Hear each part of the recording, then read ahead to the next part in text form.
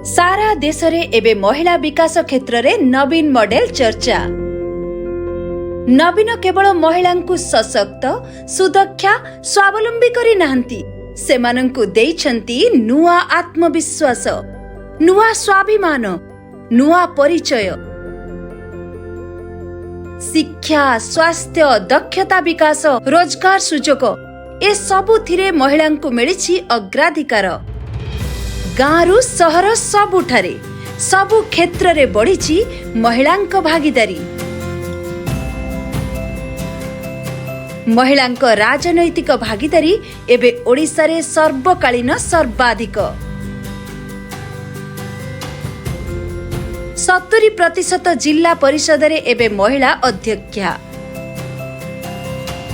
त्रिस्तरीय व्यवस्था रे महिलांकु मिलिछि 50% स्थान संरक्षण। महिलांक सशक्तिकरण हेले प्रगति को मिले गति, एहा करी देखाइछंती नवीन।